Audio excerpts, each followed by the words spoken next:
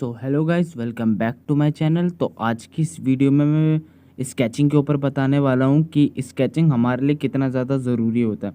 किसी भी आर्टिस्ट के लिए स्केचिंग सबसे ज़्यादा ज़रूरी होता है, चाहे वो किसी भी जॉनर में ड्राइंग करे, कोई भी उसका फेवरेट मीडियम हो, उससे फ़र्क नहीं पड़ता। लेकिन ड्राइंग सबके लिए इंपॉर्टेंट होता है, स्केचिंग सबके लिए इंपॉर्टेंट होता है।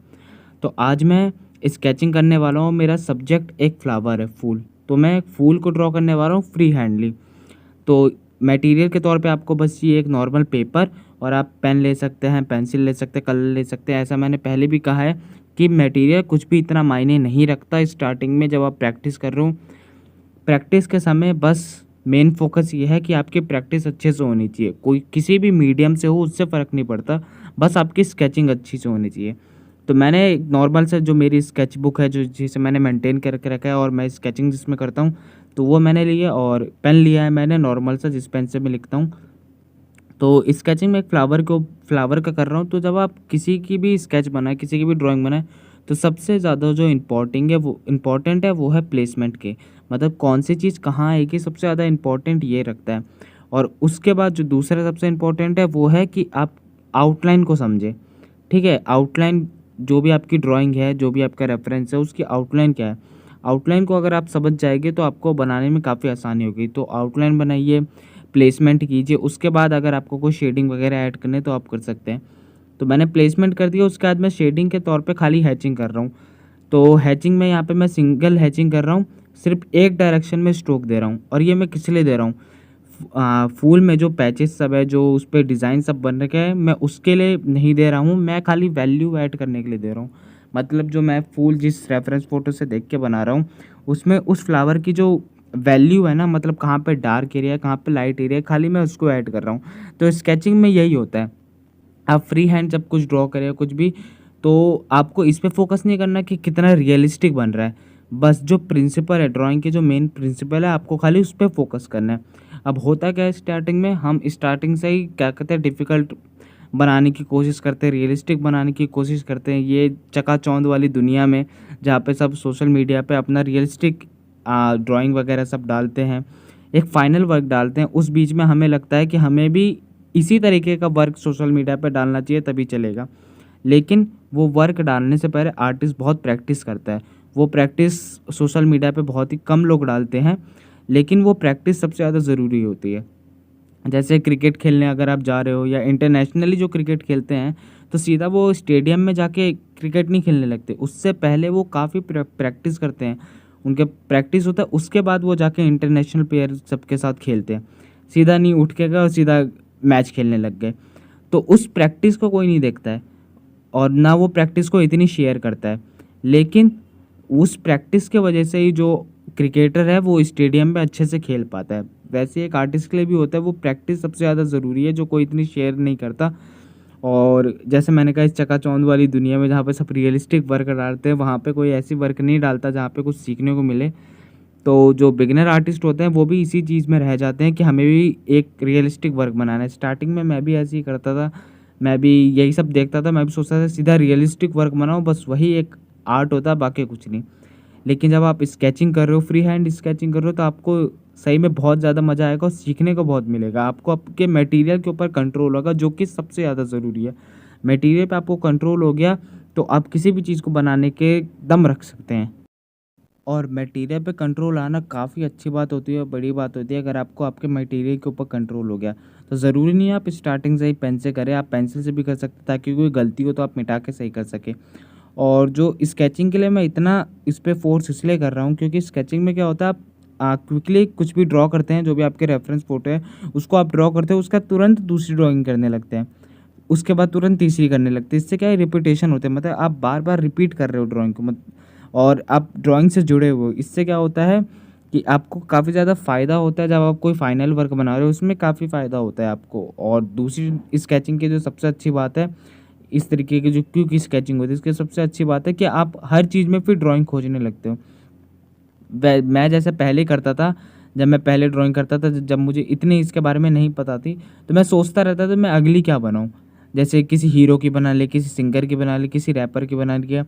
तो स्टार्टिंग में मेरे साथ ये होता था, मैं सोचता था कि मैं अगली क्या बनाऊँ, लेकिन अब मेरे को इतना सोचना नहीं पड़ता स्केचिंग करने समय। अब मेरे सामने जो दिखता है मैं उसको बनाने लगता हूँ। आप नेचर में जाएँगे, आप नेचर को देखेंगे तो वहाँ पे भी आपको काफ़ी सारी ऐसी चीज़ें मिल जाएँगी जब जिसे देख के आपको मन करेगा कि मेरे को इसकी ड्राइंग बनानी है। और ज़रूरी नहीं है आप उसकी ड्राइंग रियलिस्टिक ही आपने कहीं पे लैंडस्केप देखा, ज़रूरी नहीं आप घर आके एकदम रियलिस्टिक लैंडस्केप बनाओ। आप ऐसे क्विक स्केचिंग करके भी बना सकते हैं, आप उसकी वैल्यू समझ सकते हैं, उसके पीछे का प्रिंसिपल समझ सकते हैं। आप जो उसकी ओवरऑल जो व्यू है, मतलब जो वो सीन दिखाना चाह रहा है, अगर वो सनसेट का सीन है तो आपके स्केचिंग में वो सनसेट जैसा व्यू आना चाहिए, वो सनसेट जैसा फ़ील आना चाहिए, तभी वो सक्सेसफुल होगा। तो जब आप इस तरीके की स्केचिंग करते हैं तो आप हर चीज़ में ड्राइंग खोजने लगते हैं, जो कि सबसे अच्छी बात होती है एक आर्टिस्ट के लिए। जब आप हर चीज़ में ड्राइंग खोजने लगोगे तब आपको इतना सोचना ही नहीं पड़ेगा कि मेरे को बनाना क्या है, ठीक है। और जो दूसरी बात है वो है कि जब आप वैल्यू ऐड कर रहे हो या ड्राइंग बना रहे हो, मतलब स्टार्टिंग में जब आप प्लेसमेंट कर रहे हो या उसकी आउटलाइन बना रहे हो, तो एक ही बार में मत नहीं बनाना है उसे।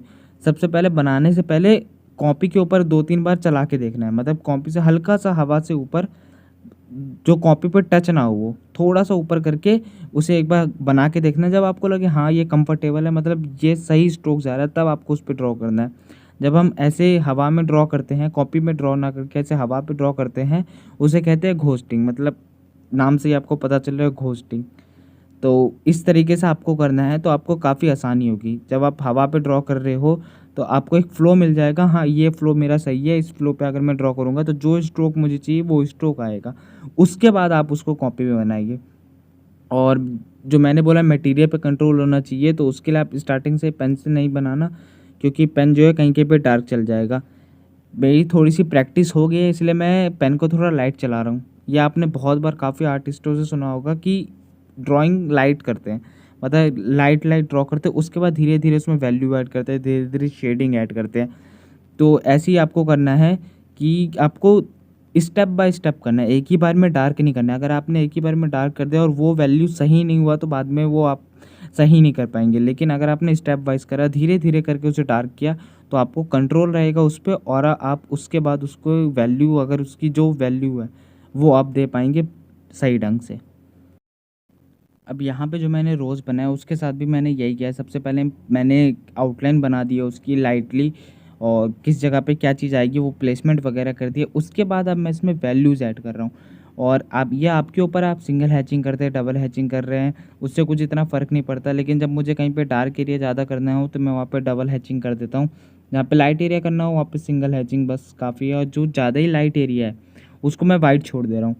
वैसे जब आप ड्राइंग बना रहे हो उस पे आप शेडिंग ऐड कर रहे हो, तो सबसे पहले आप ये देखिए, शेडिंग करने के दौरान सबसे पहले आपको ये देखना है कि कौन सा सबसे लाइट एरिया है, कौन सा सबसे डार्क एरिया है। बस उन दोनों को आपने पहचान लिया। अब बाकी जितने भी शेड होंगे वो लाइट एरिया और डार्क एरिया के बीच में होंगे। आपने लाइट देख लिया, जो सबसे ज़्यादा लाइट मेरे रेफरेंस फ़ोटो में ये है और सबसे ज़्यादा डार्क ये है। अब उसके बीच में जितने भी शेड होंगे आपको उसी के अंदर देना है। तो इसमें मैं सबसे ज़्यादा लाइट नहीं छोड़ सकता, क्योंकि सबसे ज़्यादा लाइट मेरे पेपर ही है इस पे, तो मैं उस पे कुछ कर नहीं रहा, मैं ऐसे ही उसे छोड़ दे रहा हूँ। वो मेरा सबसे ज़्यादा लाइट है, और जिसमें मुझे थोड़ा बहुत शेडिंग ऐड करना है उसमें मैं सिंगल हैचिंग कर रहा हूँ, और जिसमें थोड़ा-सा डार्क करना है उसमें डबल हैचिंग कर रहा हूँ। तो इसी से हो जा रहा है, वैल्यू का मुझे पता चल जा रहा है, और इस तरीके के स्केचिंग में ज़्यादा टाइम भी नहीं लगता, 15 मिनट लगते हैं।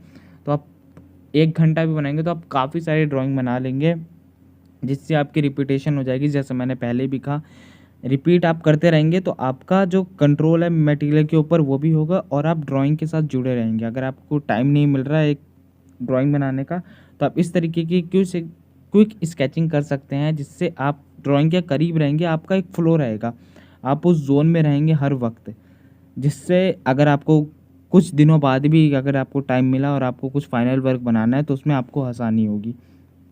तो इसी तरीके की स्केचिंग करते रहना, जो प्रैक्टिस काफ़ी ज़्यादा ज़रूरी है, और प्रैक्टिस अगर अच्छी रहेगी, प्रैक्टिस आप रोज़ करते रहेंगे तो ऐसे ही बनता रहेगा। बाकी इसको अब मैं थोड़ा-सा फ़ास्ट फॉरवर्ड कर देता हूँ, और कुछ अब ख़ास बोलने को रहा नहीं है, तो इसको बाकी क्लिप को मैं थोड़ा फ़ास्ट कर देता हूँ।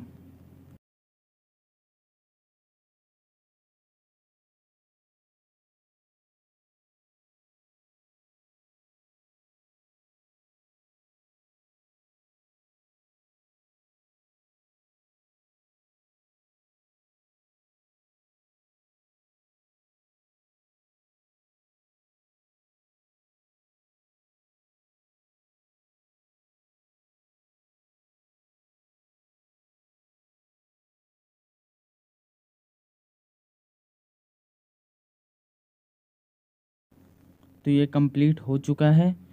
सो आई होप आज की वीडियो आपको अच्छी लगी होगी। अच्छी लगी तो प्लीज़ वीडियो को एक लाइक कीजिए, चैनल पे नहीं तो चैनल को सब्सक्राइब कीजिए ऐसी और वीडियो के लिए। मिलते हैं नेक्स्ट वीडियो में।